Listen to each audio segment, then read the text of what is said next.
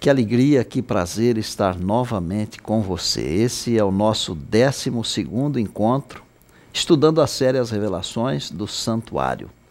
Eu louvo a Deus pelo privilégio, pela alegria de estar com você. Tenho certeza absoluta que Deus tem abençoado a você e a sua família. Pela palavra de Deus, aprendemos hoje sobre o dom de profecia. Deus não faz nada sem antes revelar aos seus servos, os profetas. O pecado impediu que Deus continuasse a se comunicar com os seres humanos face a face. A partir desse impasse, Deus estabeleceu os profetas.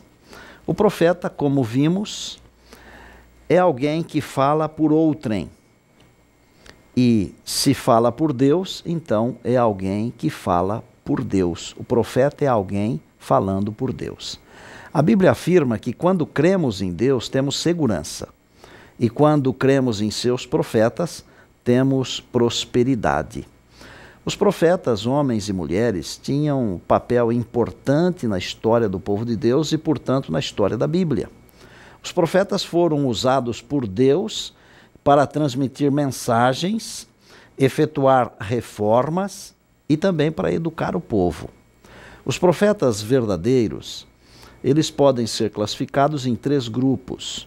Os profetas canônicos, que são os profetas que têm seus nomes escritos no cânon bíblico.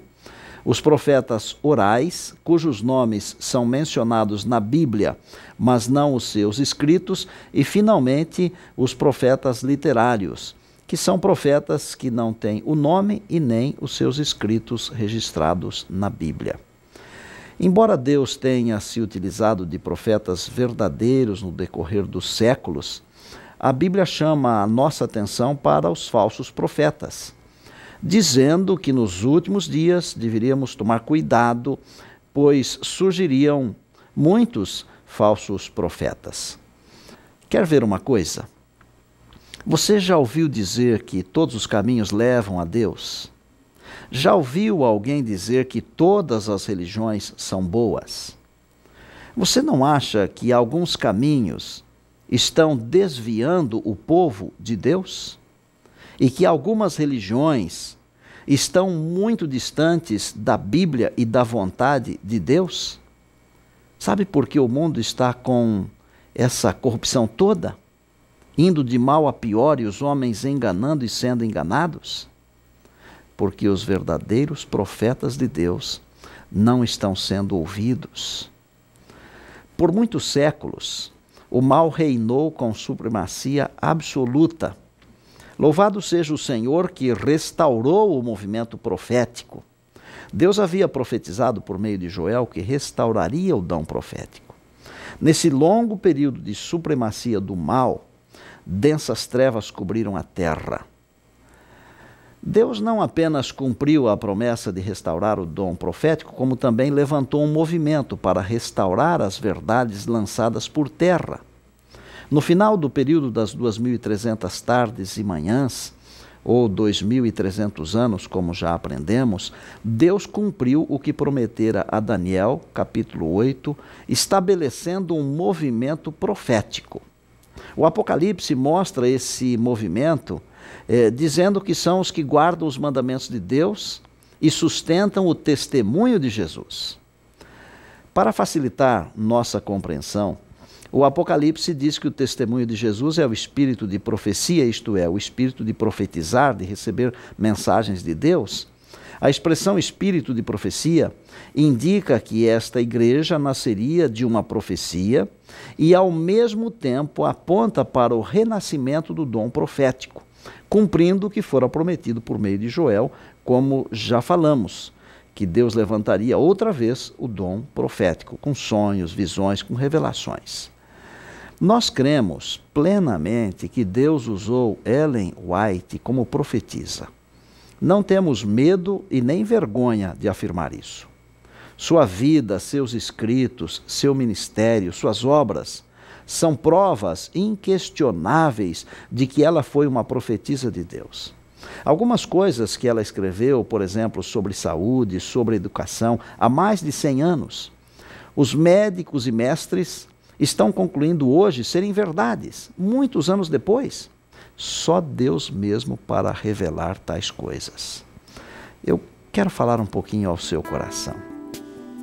Se você observar bem, vai descobrir que não precisamos torcer nenhum texto bíblico para fundamentar essas doutrinas que temos compartilhado com você. Quer saber as razões? Primeiro, porque as doutrinas estão na palavra de Deus e não necessitamos modificar nenhum texto para comprovar as doutrinas bíblicas.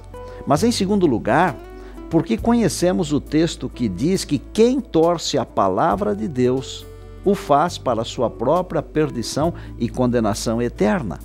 Meu apelo a você hoje é para que aceite a palavra de Deus, para que aceite o dom profético, incluindo a profetisa Ellen White e seus escritos, como sendo uma luz menor para nos guiar com segurança à luz maior, que é a palavra de Deus, a Bíblia Sagrada.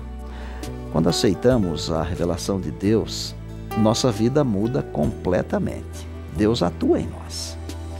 O Adilson era um presidiário da penitenciária do Tremembé, no interior do estado de São Paulo. Ele foi atendido por cartas pelo pastor Natanael Batista, da Casa Publicadora Brasileira, e aceitou a mensagem de salvação. O Adilson já leu a Bíblia várias vezes. O Grande Conflito, que é um livro de Ellen White, ele leu 3 vezes e já leu outros 26 livros de Ellen White. Me encontrei recentemente com o Adilson.